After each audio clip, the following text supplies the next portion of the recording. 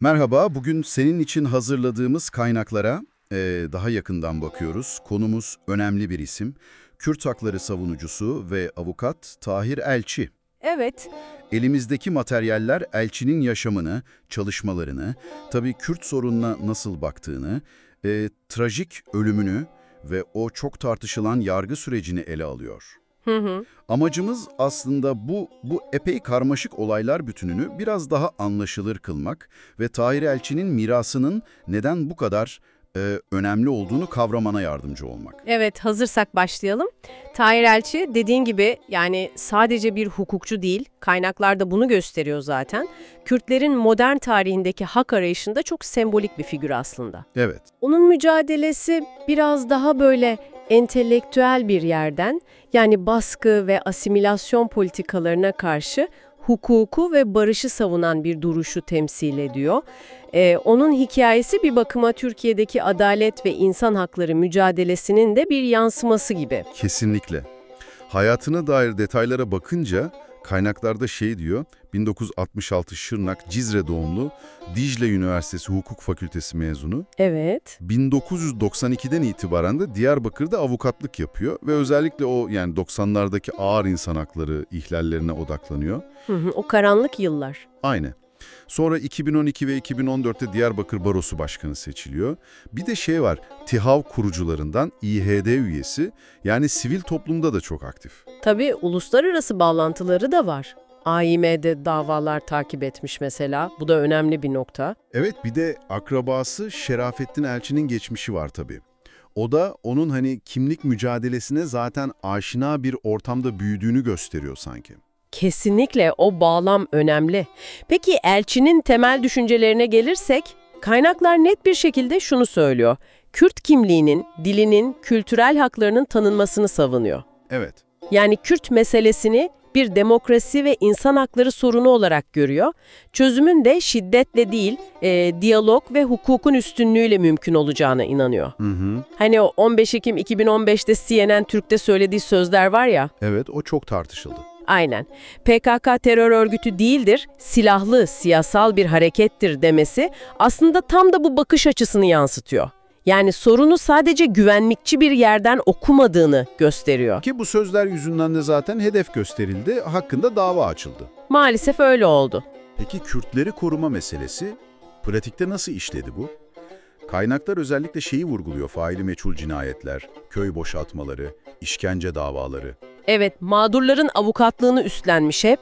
Lice davası, Temizöz davası, Kuşkonar ve Koçalı köylerinin bombalanması, Roboski katliamı. Yani kamuoyunun bildiği pek çok kritik davada mağdurların yanında olmuş.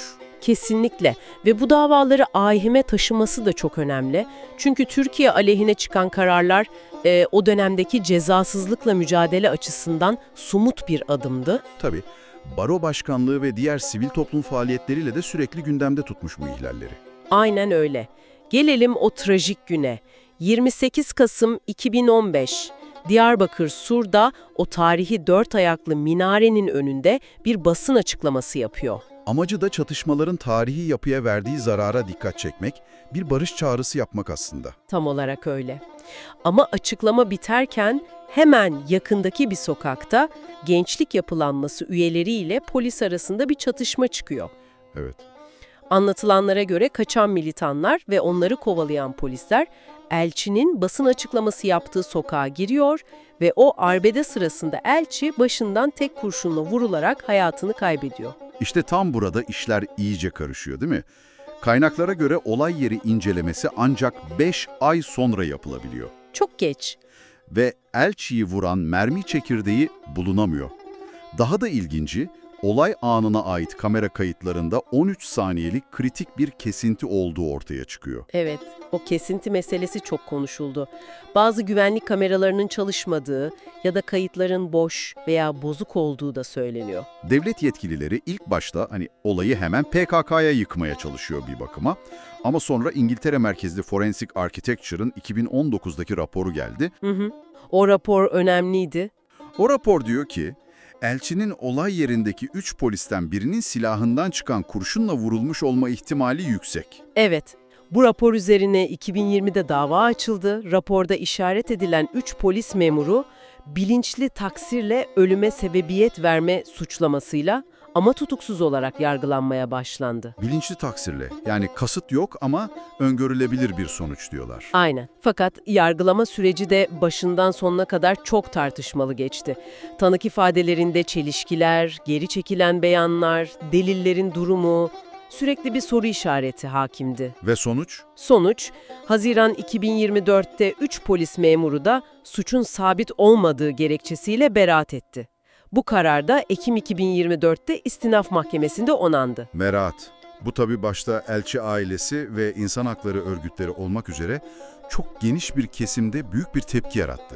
Cezasızlık olarak yorumlandı. Evet, yoğun bir tepki oldu. Dosya şu anda Anayasa Mahkemesi'nde. Oradan çıkacak karar bekleniyor. Peki bütün bunların etkilerine bakarsak, kaynaklar Elçi'nin ölümünün ve bu dava sürecinin Kürt toplumu üzerinde gerçekten derin bir travma yarattığını söylüyor. Devlete, adalet sistemine olan güveni sarstığını belirtiyor. Maalesef öyle. Ama bir yandan da Tahir Elçi bir adalet ve barış sembolü haline geldi ölümünden sonra. Peki şu soru hala ortada. Neden öldürüldü? Yani kaynaklar iki ihtimali de açık tutuyor gibi. Barışçıl duruşu nedeniyle mi hedef alındı, yoksa o çatışma kaosundan faydalanılarak planlı bir suikast mıydı? Bu soruya net bir cevap vermek zor tabii ki. İki ihtimal de dile getiriliyor ama davanın neden bir cezasızlık örneği olarak görüldüğünün nedenleri daha belirgin. Nedir onlar? Şöyle, etkin bir soruşturma yapılmadığı iddiaları çok güçlü.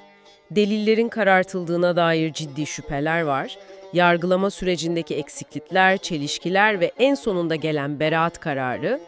Bütün bunlar birleşince ortaya böyle bir tablo çıkıyor. Anlıyorum. Bu durum tabii Türkiye'deki adalet sisteminin özellikle siyasi nitelikli ya da devlet görevlilerinin karıştığı iddia edilen olaylardaki işleyişine dair ciddi soru işaretleri doğuruyor. Kesinlikle. Genel bir güvensizlik yaratıyor ister istemez. Gördüğün gibi Tahir Elçi'nin hikayesi oldukça katmanlı.